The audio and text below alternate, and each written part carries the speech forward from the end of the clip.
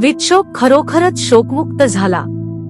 भगवान बुद्धांच्या महापरिनिर्वाणानंतर 2 शतकांनी या देशात अशोक नावाचा सम्राट झाला.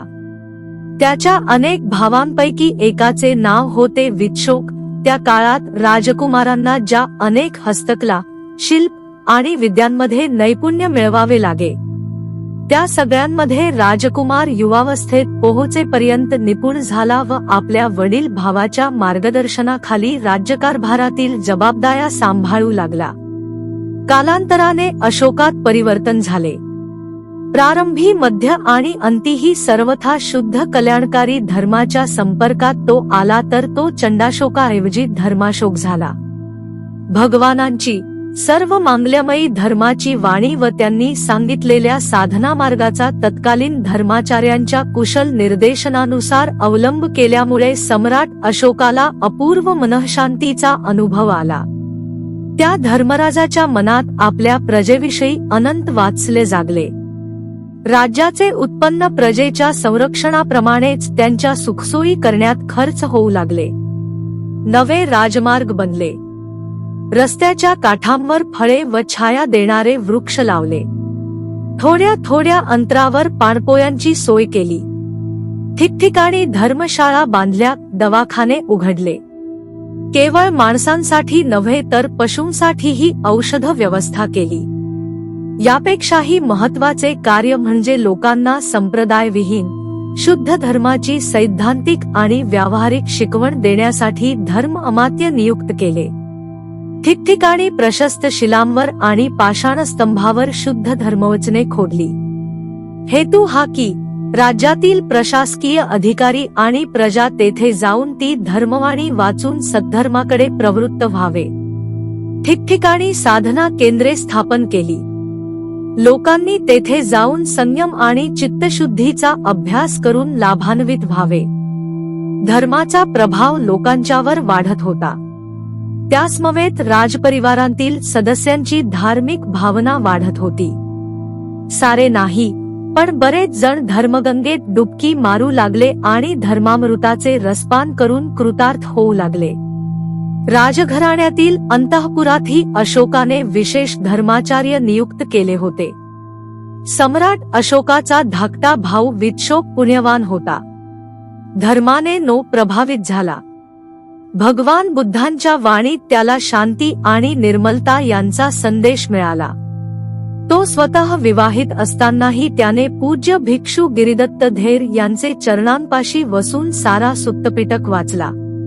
चांगले अध्ययन केले. त्या हृदयस्पर्शी महामंगलमय भगवद्वाणीने राजकुमार विच्छोक भारावून गेला. सरळ भाषेत सांगितलेली भगवानांची अमृतवाणी वाचून धर्मातील गहनता गुंतागुंतीची राहिली नाही. कल्पना आणि अंधश्रद्धा यांचे जंजाळ आपोआप दूर झाले. सत्याचा स्वच्छ प्रकाश अज्ञानाचा अंधार दूर करू लागला. कार्यकारण भावाचे नैसर्गिक नियम स्पष्टपणे समजू लागले. प्रतित्यस्मुत्पादच्या साखळीवर आधारित भवप्रवाह स्पष्टपणे लक्षात आला. ह्या साखळीतील कड्या तोडल्या तर भवप्रवास कसा संपतो हे सुद्धा स्वच्छपणे समजले. चित्त आणि चित्तवृत्ती तसेच भौतिक शरीराची क्षणाक्षणाला परिवर्तित झाल्यानंतरची संतती कसे एकमेकाला स्पर्श करून प्रभावित करतात आणि ह्या प्रपंचाला योग्य प्रकारे समजून घेऊन भवधारेतून कशी मुक्ती मिळवता येईल, ही बाब सुद्धा स्पष्ट झाली. भवप्रवाह दुःखदायकच आहे आणि त्यांचे मूळ कारण आहे तृष्णा, जिच्याबरोबर दुःखाचा समुद्य होत राहतो. हे कारण दूर केले, त्याचे निवारण केले की प्रवाह स्वतःच थांबतो. ह्या कारणाच्या निवारणासाठी किती स्पष्ट परंतु परिश्रम करून साध्य होणारा विधी आहे, ज्याच्या अभ्यासाने कुणाही व्यक्ती दुःखनिरोधाची परमावस्था प्राप्त करू शकतो.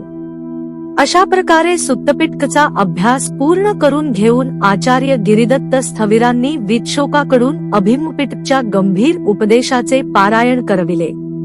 नाम आणि रूप यांच्या पारस्परिक संबंधाचे सूक्ष्म ज्ञान होताच राजकुमार विच्छोकचे हृदय आल्हाद विभोर झाले. या दोन्ही पिटकांचे परियत्तिजनक शिक्षण म्हणजे शास्त्रीय शिक्षणासमवेतच आचार्य गिरिदत्त भिक्षूंनी आपल्या राजशिष्याकडून पटीपत्तीचा देखील अभ्यास करवून घेतला, म्हणजेच साधना देखील करवून घेतली. वाचलेले आणि ऐकलेले ज्ञान जेव्हा सत्यतेच्या अनुभूतीवर खरे ठरू लागले तेव्हा चित्त श्रद्धेने प्रभावित होऊन सरळमार्गी झाले. तो रुजू चित्त होत गेला. आपल्या कौटुंबिक आणि राजकीय जबाबदाऱ्या पार पाडीत विच्छोक एक आदर्श गृहस्थ जीवन व्यतीत करू लागला. बराच काळ लोटला. एक दिवस न्हावी केस कापण्यासाठी आला. त्याने डोक्याचे, मिशीचे, दाढीचे केस कापले, व्यवस्थित सावरले तेव्हा विच्छोक नेहमीप्रमाणे आरशात चेहरा बघू लागला. बघितले की आपले केस पहिल्यासारखे मुलायम आणि काळेभोर राहिले नाहीत. ठिकठिकाणी पांढरे केस शरीर वृद्धावस्थेकडे झुकत असल्याचे दर्शवित होते. चेहऱ्यावरही वृद्धत्वाची लक्षणे दिसू लागली आहेत. ते पाहून वीताशोकाच्या मनात प्रबळ धर्मसंवेग जागृत झाला. अनेक पूर्वजन्माप्रमाणे हे जीवन देखील असेच जाणार की काय? अमूल्य असा मनुष्यजन्म मिळाला आहे. याचा योग्य लाभ मला घेतलाच पाहिजे. मृत्यूचा काय भरवसा? केव्हाही येऊ शकतो. अशी धर्मवृत्ती जागृत झाली. दृढसंकल्पपूर्वक साधना करू लागला आणि अल्पावधीतच श्रोतापन्न अवस्थेला पोहोचला. जेव्हा शरीर आणि चित्त यापलीकडील इंद्रियातीत अमृतावस्थेचा साक्षात्कार झाला तेव्हा त्याचा धर्मसंवेग अधिकच घनीभूत झाला. मला या मानवी जीवनाचा आणि या मुक्तिदायिनी विपश्यना साधनेचा पुरेपूर लाभ घेतलाच पाहिजे. त्याने गृहस्थ जीवन सोडले. राजप्रासादातील पोकळ प्रलोभनांचा त्याग करून डोक्यावरील केस काढून चीवर धारण केले. प्रव्रजित होऊन आचार्य गिरिदत्तांच्या मार्गदर्शनाखाली विपश्यना साधनेत लीन झाला. सूक्ष्म सत्यदर्शनाचा अभ्यास करता करता कालांतराने वितराग, वितद्वेष, वितमोही झाला. अरहंत झाला. मानवी जीवनाचे परम लक्ष्य साध्य केले. तेव्हा स्वतःच्या तोंडून स्वानुभवाचे बोल बाहेर पडले. केस कापण्यासाठी न्हावी माझ्याजवळ आला. त्याच्याकडून आरसा घेऊन मी माझ्या शरीराचे सूक्ष्म निरीक्षण केले आणि तेव्हा विपश्यनेची अंतर्दृष्टी जागली. तुच्छो कायो अधिसिथ्या जरा धर्मा, मरण धर्मा, क्षणोक्षणी परिवर्तन धर्मा, शरीराची निरस्ता, तुच्छता कायानुपश्यना करून प्रत्यक्ष अनुभूतीने बघितली. अंधकारे तमो व्यगा, अज्ञानाचा सारा अंधार दूर झाला. सब्बे चोळा समुच्छिन्ना, भवसंस्काराचे सारे पडदे उघडले गेले व परम सत्य अनावरित झाले. नत्थिदानी पुनर्भवो, आता मला पुनर्जन्म नाही.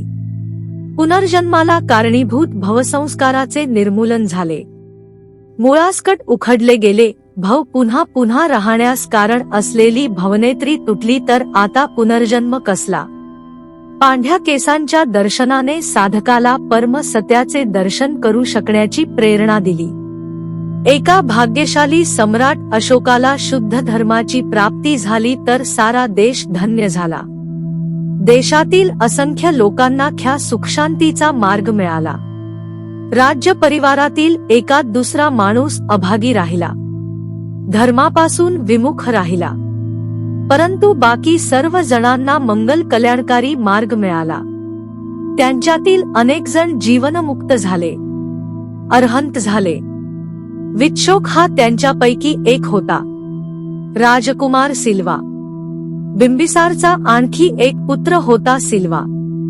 बिंबिसारच्या कित्येक राण्या होत्या, काही वरिष्ठ, अनेक कनिष्ठ. सिल्वा त्यापैकी कोणत्या राणीचा पुत्र होता हे सांगता येत नाही. राज्यसत्तालोलूप अजातशत्रूने त्याला ठार करण्याचे अनेक प्रयत्न केले. यावरून असे अनुमान करता येईल की तो एक विशेष महत्वाचा राजपुत्र असावा. राज सिंहासनावर इतरांपेक्षा त्याचा जास्त अधिकार असावा. म्हणून तर अजातशत्रू त्याला आपला प्रबळ स्पर्धक मानून त्याला मारण्यासाठी अनेक कटकारस्थाने करीत राहिला.